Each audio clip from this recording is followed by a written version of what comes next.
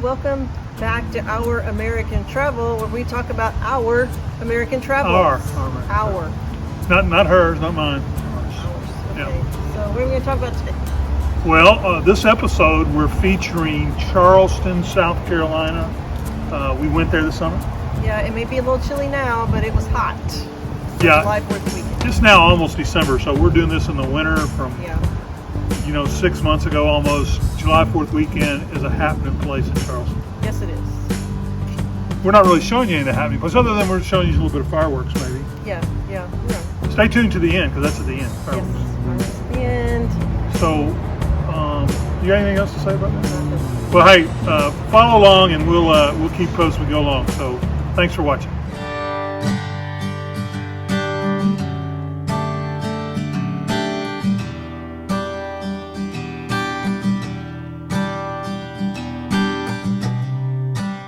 I don't ever get to talk. Well, that's pretty You talk a lot. Yeah, I do.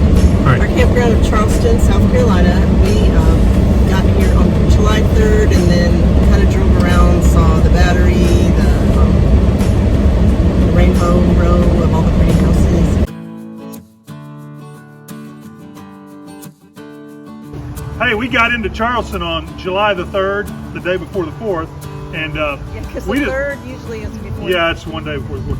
And we drove all over Charleston, kind of, at least downtown Charleston, looking around. And then we ended up across the bay, across the harbor, over at Patriots Point, where there's a lot of cool things to do. We saw the aircraft carrier, saw some stuff, but there was a lot of things we wanted to do that we didn't get to do because there was no time. And I think she knows all about it. I'm going to tell you. Looking at their website, which is patriotspoint.org, you can go tour the USS Yorktown aircraft carrier. You can go visit the USS Laffey destroyer, USS Clamagore submarine, and I believe they have over 20 aircraft that you can walk around and see. They have a Vietnam experience exhibit, and I would really like to go to that. My dad served during the Vietnam War. And then they have a Medal of Honor museum. There are also Spirit Line cruises, take some of their cruises out from Patriots Point. As I mentioned in the video, we could have had a dinner cruise, but it was just going to go too late. You can take ships out. Yeah, and I don't think there was any availability. We didn't plan enough in advance. Yeah, we did not. You can also take a tour to Fort Sumter, and we didn't plan enough in advance for that either. But we really were limited in time. We were only there really one day, 2 nights, one day. So it was a great visit, but lots more to do. So take a look at what we did, and then go to Charleston and tell us what you did. Pretty houses. And then yesterday, Al's sister and brother-in-law came up, and we kind of chilled out in the morning, and we met them for lunch.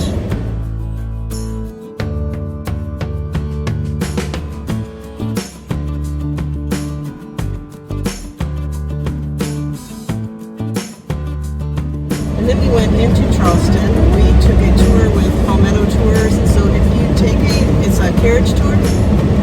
It's $40 a person, so if you get a military discount.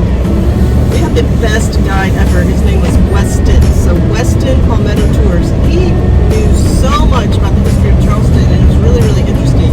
Did you enjoy that? It was interesting. In fact, there were so many tidbits that I recorded some of it, so I'm going to have to listen to it to remember some of them, because I don't remember things like I used to. So here we are at the Carriage Company, doing some prep before we take a carriage ride over here where all the horses stay.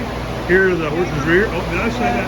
And there's Scott. He's with us today, and you guys are going to be famous here real soon.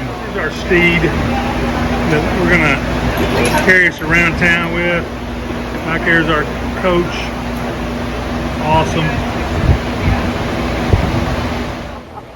Oh, that was video. Coming your way. So they've got water buckets, misting cans, sunshade, Seems like- everything they need. Seems like we get misting for the guests. Oh, okay. That's all that. I'm feeling it now. Up. Well, welcome to Charleston, everybody. My name is Weston. I will be y'all's guide. Up in front of us, from left to right, are Jack and Jill. Jack and Jill. Jack is the black Percheron boy on your left, and Jill is the Belgian draft horse girl on your right. How cool is that? Let's do that. So they're two different breeds of draft horse, but both draft horses. Draft literally gonna mean to pull. And like most of our animals, they come to us from the Amish country. So we get most of our animals from Ohio and Pennsylvania. So before they come here, they're used to doing a lot more work than what they do here. They would have been pulling plows, stumps, logs, things of that nature.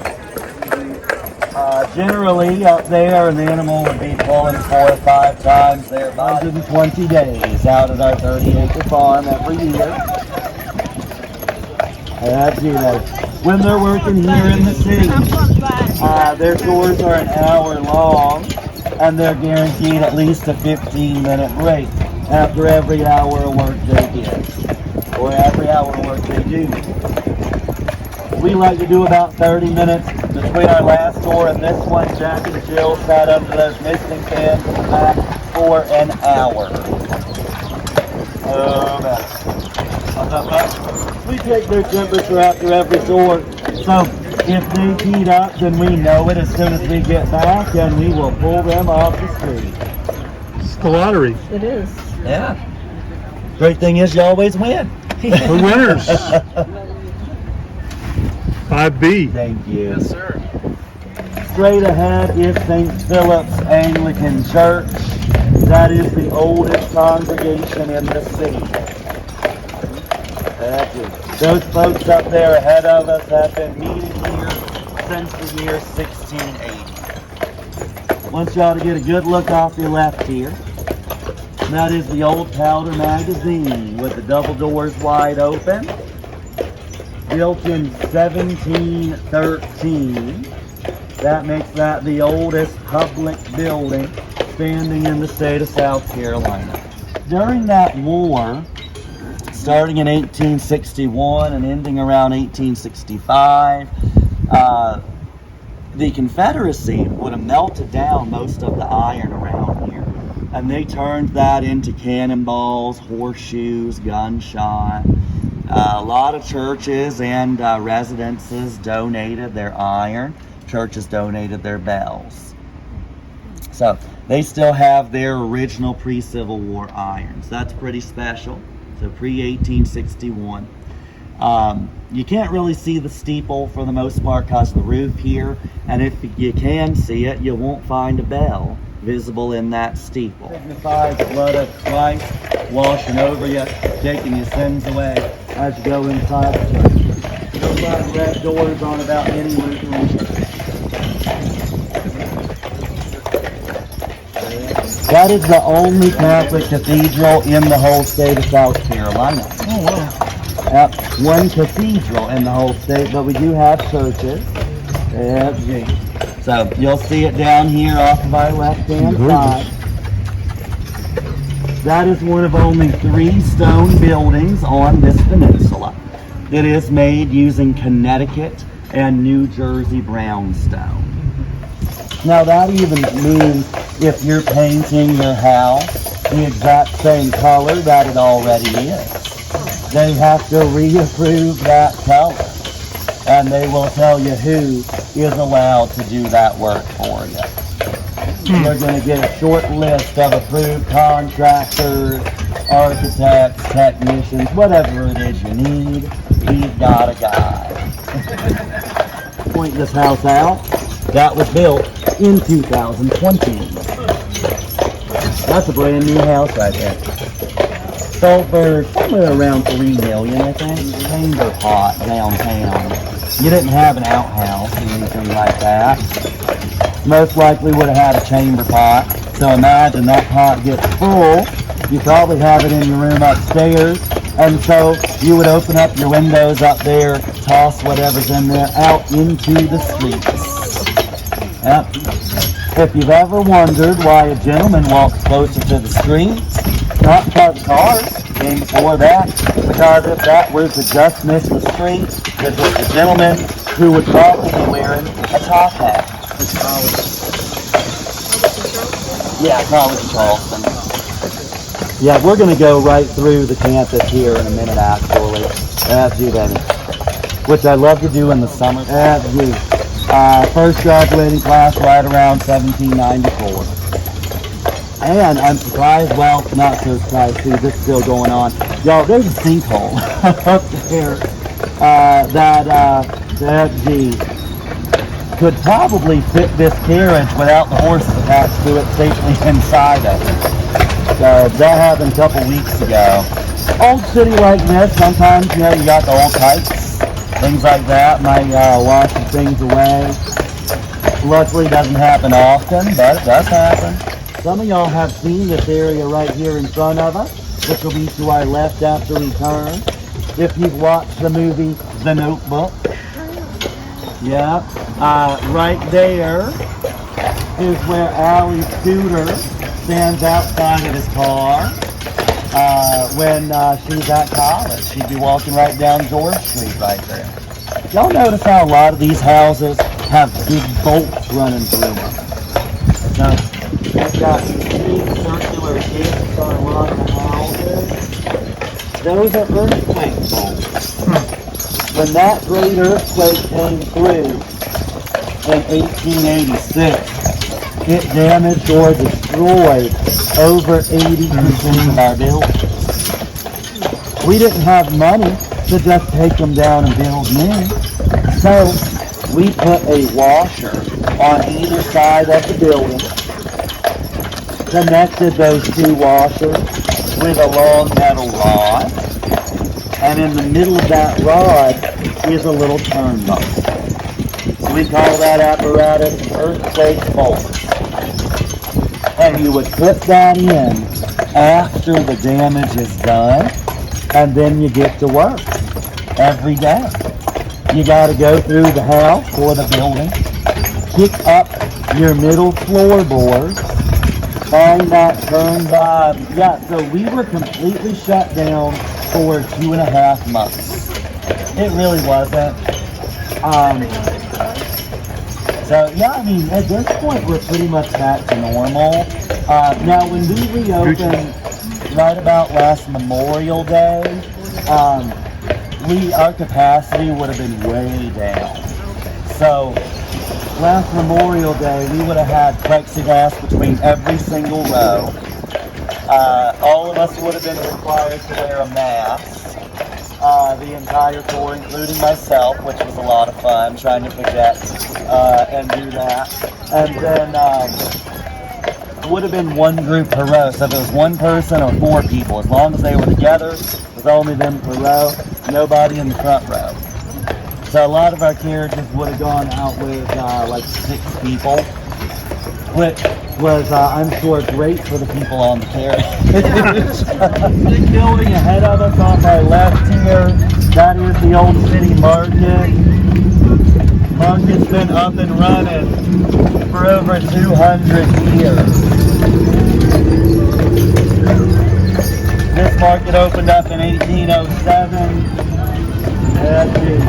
Would have been a place you came to buy and sell things like poultry, meat, produce, provisions, and seafood. Y'all can imagine what it was like riding by an open air meat and seafood market. 1800s. They would have told you if you couldn't find the market by the smell, simply look up and the turkey vultures will lead the way. Like our little NASCAR pit crew, they'll come up to them. They're going to dump their diapers. They're going to take their temperature. And they'll see how warm they are. Usually Jill is the warmer one, which also means she's the one that does more work naturally. We went to the market, and yes, we got a hat. Everybody loved the hat. Oh, and she got a hat too.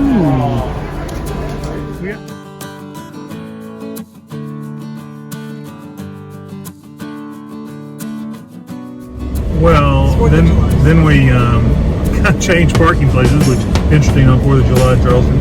And then we went down by the harbor so we could watch the fireworks and got some to-go pizza and just sat down there and enjoyed our time with my sister and brother-in-law, and then saw some pretty good fireworks. Pretty distant, but it was great.